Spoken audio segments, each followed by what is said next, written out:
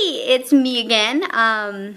So now that everybody's like the whole world's gonna have to start awakening, I am gonna start a video series of tools you can start doing to heal yourself. I have lots of people contact me, but at this time, I think that I'm gonna start putting videos out there for people to start healing themselves, because there's a lot of things you can start doing on your own. Okay, so the very first thing I do when someone comes and talks to me is I kind of get a feel for what happened in their childhood, but more importantly, what happened at their birth. Okay, how is their relationship with their parents? A lot of people say, I attract the same jerk over and over and over again. He's never there for me. Well, did your dad attend your birth? So a lot of these belief systems come from our birth. Scary, right? So I learned a technique from this amazing woman called Carol Trueman. A lot of you have probably read her book, Feelings Buried Alive Never Die. Totally recommend it. I've given it like all my copies away. I had like 3 copies and they're gone. So she had this audio series I let someone borrow. Not really sure where it's at. And inside that audio series, there's this tool she uses. A lot of us have heard the saying, Christ said to forgive 7 times 70. So if you actually do the math, that's 490 times. Well, most people think that just means forever. No, it doesn't mean forever. It means 490 times. Numbers are powerful, okay? So there's this technique that you do. You write out I write this out, okay? So get a pen and paper, and I'm going to tell you exactly what to say. And you're going to do this for everybody at your birth. Starting with your mom, because she carried you, and a lot of the emotions that were happening to her, like if she was angry about having a baby, not feeling confident, feeling insecure about it, not feeling supported, those kind of things will carry into your life. You'll actually take those on for your mom. So you need to start with your mom first, then your dad, then yourself. Then if you have a lot of other issues, you need to do it for like the medical staff if anything traumatic happened to you. You need to do it for your grandma if she was there. Things like that, because they all established a belief system for you, and that is why you attract what you attract in your life, okay? So now that we said that, I'm going to kind of go into each one, kind of what it taught me as I went through the process, and ultimately what happened when I did this exercise. So I started with my mother. And when I first started writing, I'm like, I like my mom. My mom's awesome, right? My mom never did anything to me. Or so I thought. I didn't realize that. I kind of felt it like every time I called my mom, she's like, I gotta go, Natalie, or I gotta go pee. Like, my mom always had to go pee when I called her. Like, Natalie, you have to go to the bathroom. Now, you don't understand. My mom used to be a polygamist, so she was like taking care of 30 kids at a time. So trying to talk to my mom on the phone was ridiculous. But I was in this like controlling marriage that I had been like placed into because I was in a religious polygamous thing. Anyway, so I needed my mom sometimes, and I couldn't ever reach her. So, but I had nothing bad to say about my mom. Let's just put it that way. So I started writing this out, and I was like, I forgive my mom for this and this. So you're going to say, I, Natalie, or your name, forgive my mom for whatever, and I release her to highest and best good. You're going to write that one out as many times as you need to until you feel the energy shift. Energy shifting will be you stop crying, you just don't feel it anymore, you don't feel like writing it anymore, and then you move on to the next thing. You got 490 lines, you got to fill them up. So then you move on to the next thing and the next thing. What I found out is after about doing this for probably about a half an hour, I just started crying. And I'm like, what the freak is wrong with me? And all of a sudden, I started having these memories of being 2 years old and stuck in the corner. Stuck in the corner playing toys by myself while my mom was depressed, sleeping on the couch all day. That's not abuse. That's not getting beaten. But it hurts. It made me bawl that my mom wasn't there for me. So right now you're saying, shoot, I am a bad parent, because that is the least we've done to our kids. And this is what becoming conscious is all about. It's about understanding how such little things can have such big effects on our children, on us, and how we can go in and start healing them. So I did my forgivenesses from my mom, all 490, and then I had to go to my mom and say, Mom, I forgive you. I am angry that this happens, but I forgive you. And suddenly, you think your parent's going to go, I didn't do that. Or whatever your belief system is. My mom just cried. She just cried, and she just held me, and she says, thank you. Thanks for doing this for me. Anyways, my mom and I have the greatest relationship now. Ever since I've done this for her, she is there for me, no matter what. She called me 3 or 4 times a day, told me how proud she was of me. She has loved and supported me ever since, and I have not gotten in a fight with my mom for 15 years. And she doesn't cross boundaries. A lot of people's, parents are in their stuff all the time. No, my mom just is totally respectful of me and allows me to do anything I need to do, and she's amazing. So this is what this can build for your mother, okay? So once I was done with my mom, I moved on to my dad. So my dad divorced my mom when I was probably about 6. And so I had a lot of abandonment issues, a lot of different things. And when I would go with him, I'd get molested by some of my uncles and things like that. So there was a lot of trust issues and a lot of things that came up with my dad. So again, I went in and did my forgivenesses for my dad. This is when you're going to shift. If you're a female, you'll shift the male relationship in your life. I was in a very emotionally abusive relationship because I didn't believe I was lovable based on what happened to me. During my birth, my dad was there, but he wasn't emotionally really available to my mom because they weren't super in love. And when I was actually came out of the vaginal canal, I caught myself. The midwife had turned away, I guess.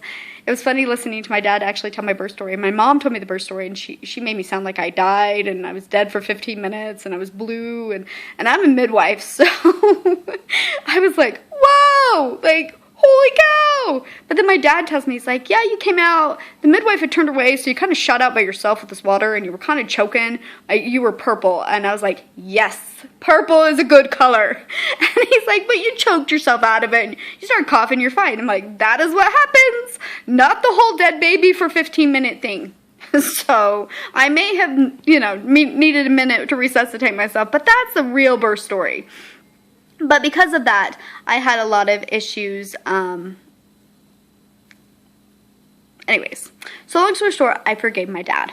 So, and after I had done my forgivenesses with my dad, I had to confront him about him.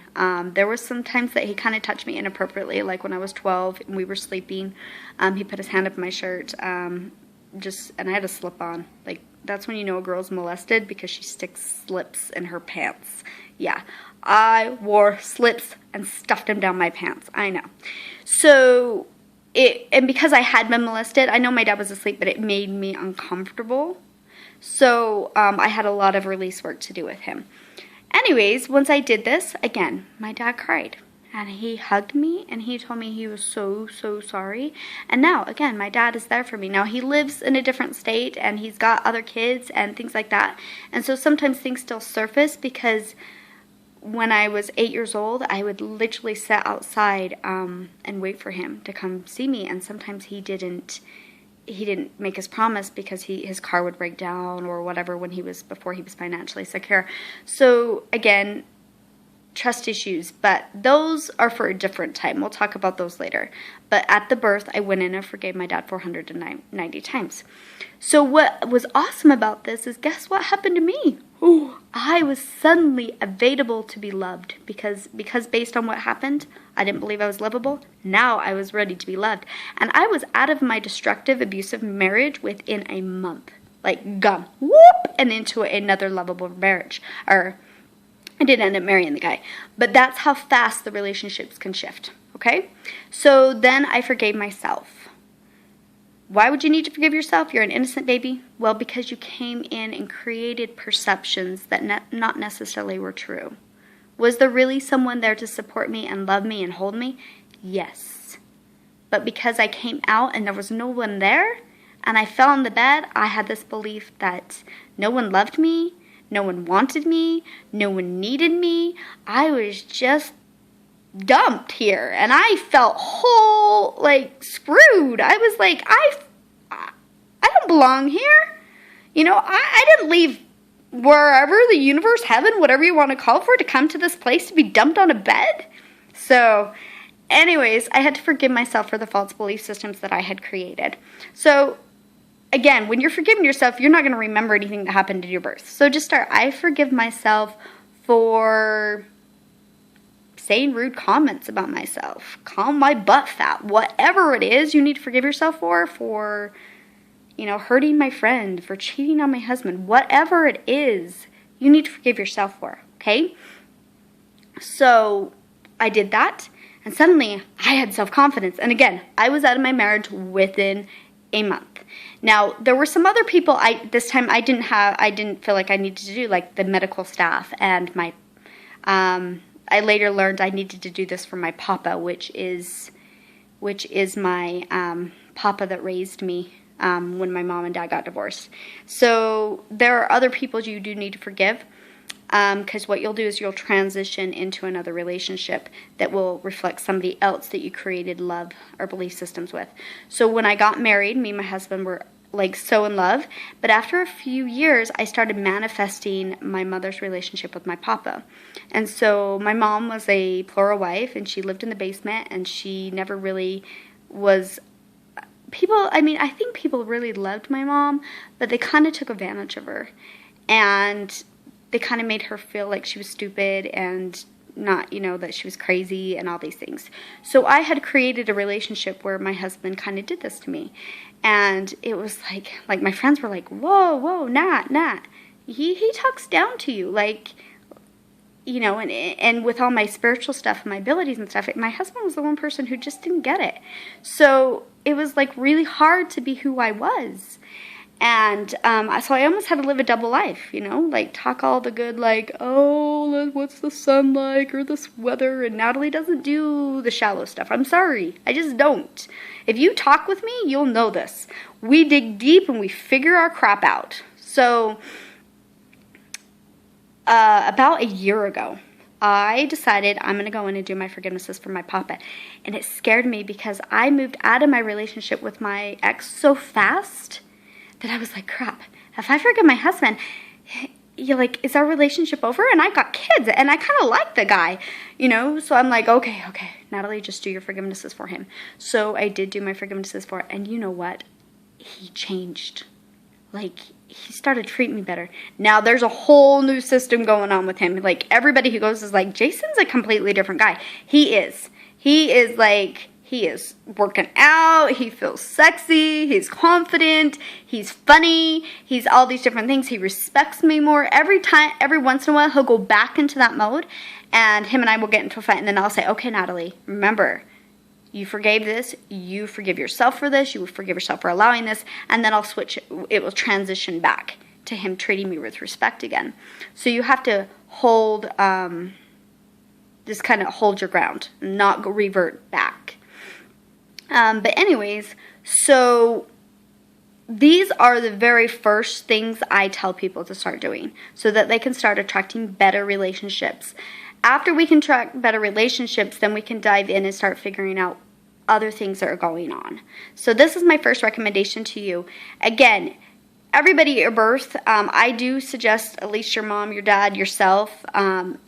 If you have some trauma, then your medical stuff, because you might have an issues with humans. A lot of people are like, I don't like humans. And I'm like, oh, that started off rough for you, didn't it? So if you have a lot of issues with the whole human race, I would forgive everybody that was in your room when you were born. So hope this helps some of you that it resonates with. Please do this work for yourself. Again, Carol Trueman's book, Feelings Buried Alive is amazing. It's a great place to start. And I will be posting more videos in the future for those willing to start healing their lives. Thanks for letting me share. You have a great day.